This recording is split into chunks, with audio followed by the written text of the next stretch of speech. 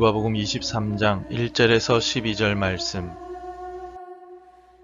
무리가 다 일어나 예수를 빌라도에게 끌고 가서 고발하여 이르되 우리가 이 사람을 보매 우리 백성을 미혹하고 가이사에게 세금 바치는 것을 금하며 자칭 왕 그리스도라 하더이다 하니, 빌라도가 예수께 물어 이르되 내가 유대인의 왕이냐? 대답하여 이르시되 내 말이 옳도다. 빌라도가 대제사장들과 무리에게 이르되 내가 보니 이 사람에게 죄가 없도다 하니, 무리가 더욱 강하게 말하되 그가 온 유대에서 가르치고 갈릴리에서부터 시작하여 여기까지 와서 백성을 소동하게 하나이다. 빌라도가 듣고 그가 갈릴리 사람이냐 물어 헤롯의 관할에 속한 줄을 알고 헤롯에게 보내니, 그때 헤롯이 예루살렘에 있더라. 헤롯이 예수를 보고 매우 기뻐하니 이는 그의 소문을 들었으므로 보고자 한지 오래였고 또한 무엇이나 이적 행하심을 볼까 바랐던 연고로라. 여러 말로 물으나 아무 말도 대답하지 아니하시니 대제사장들과 서기관들이 서서 힘써 고발하더라. 헤롯이 그 군인들과 함께 예수를 업신여기며 희롱하고 빛난 옷을 입혀 빌라도에게 도로 보내니, 헤롯과 빌라도가 전에는 원수였으나 당일에 서로 친구가 되니라. 재판을 받기 위해서는 일반적으로 변호사를 선임하게 됩니다. 그 사람이 아무리 큰 중죄를 지었다 하더라도 반드시 변호사가 함께 재판의 자리에 있게 됩니다. 피의자가 형편이 어려운 상황이라 한다면 나라에서 제공하는 국선 변호사 서비스를 받을 수도 있습니다. 피의자가 변호사를 선임하는 이유는 자신의 무죄를 주장하기 위해서나 선고될 형량을 조금이라도 줄이기 위해서입니다. 하지만 오늘 본문에서 예수님은 변호인도 없을 뿐더러 예수님 스스로도 적극적으로 형량을 줄이거나 무죄를 주장하지도 않으십니다. 본문 구절을 통하여 누가는 예수님께서 적극적으로 자신을 변호하지 않고 계심을 나타내고 있습니다. 누가복음 23장 9절, 여러 말로 물으나 아무 말도 대답하지 아니하시니. 예수님께서 이처럼 침묵하신 이유가 무엇이었겠습니까? 예수님께서 죄가 있기 때문에 대답을 못하신 것일까요? 결코 그렇지 않습니다. 죄가 없지만 스스로 죽음을 선택하셨기 때문입니다. 자신의 죽음이 온 인류의 구원을 가져옴을 알고 계셨기에 스스로 죽음을 선택하셨습니다. 예수님께서는 아무런 대답도 하지 않으셨습니다. 적극적으로 자신이 무죄라고 말씀하지 않으셨습니다. 하지만 재판을 진행하는 총독인 빌라도가 대신 예수님의 무죄를 선언하고 있습니다. 본문의 4절에 기록되어 있습니다. 빌라도가 대제사장들과 무리에게 이르되 내가 보니 이 사람에게 죄가 없도다 하니, 종교 지도자들과 유대인들은 예수님을 빌라도에게 끌고 와서 유대인들의 율법과 관련된 고발이 아닌 로마에 대한 반역자로 고발하고 있습니다. 예수님께서 로마에 대항하는 유대인의 왕이 되셔서 로마 황제 가이사에게 세금을 바치지 말라고 하셨다는 것입니다. 하지만 빌라도는 유대인들의 고발이 이미 합법적이지 않다는 것을 알고 있었던 것 같습니다. 산헤드린 공의회가 사형을 언도하기 위해서는 낮에 모여서 죄인을 신문하고 사형을 언도해야만 합니다.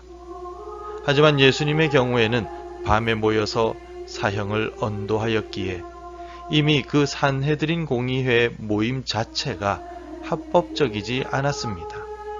이 사실을 두고 빌라도는 유대인들의 고발에 대해 별로 관심이 없었던 것 같습니다.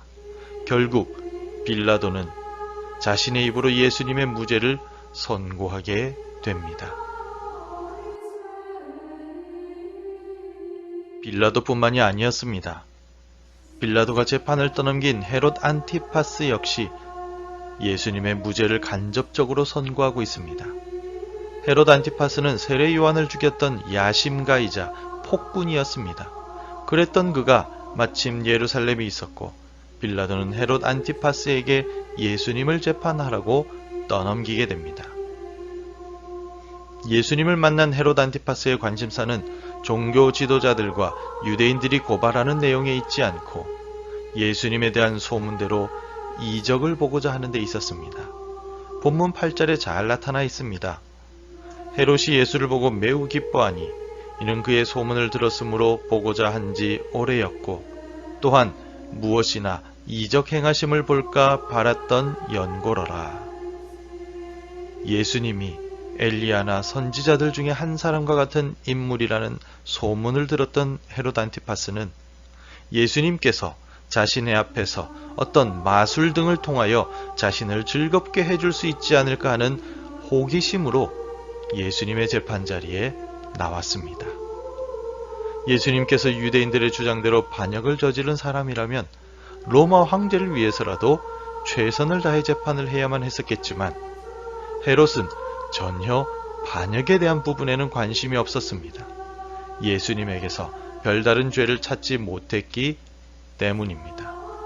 결국 헤롯 안티파스 역시 예수님이 무죄이심을 선고한 셈이 되었습니다.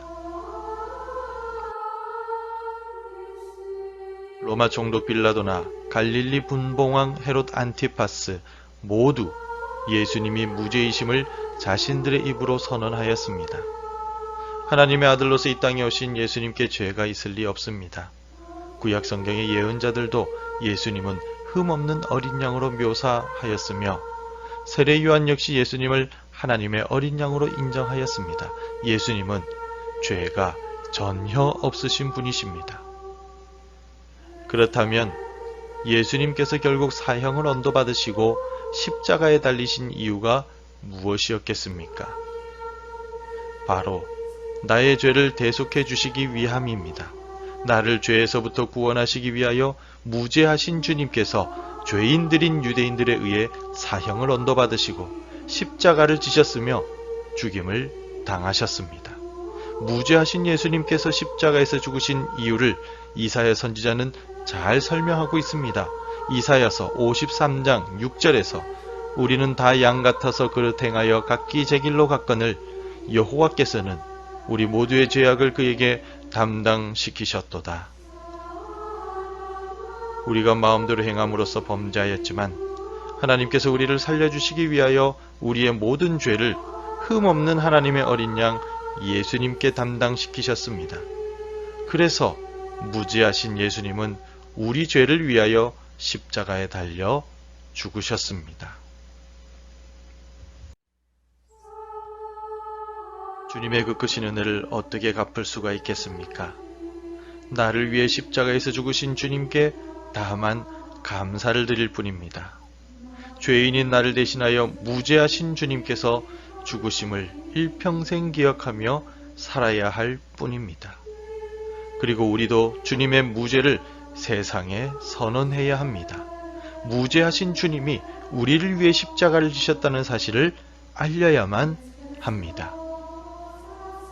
사순절 기간, 특히 고난주간 세 번째 날을 지나면서 나를 위해 희생하신 무죄한 주님을 더 깊이 묵상하고 그분의 은혜에 온 마음을 다하여 감사하며 주변에 주님의 무죄를 알리면서 보내는 은혜의 시간이 되길 바랍니다.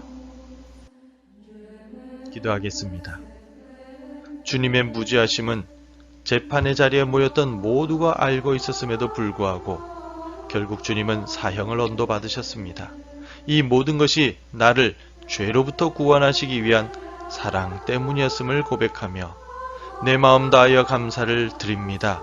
주님의 이 크신 대속의 사랑을 잊지 않고 오늘도 주를 위해 살아가게 도와주옵소서. 날 위해 모든 것을 포기하신 주님처럼 나도 주님 위해 내가 아끼고 즐기는 것을 포기할 수 있는 믿음을 주옵소서.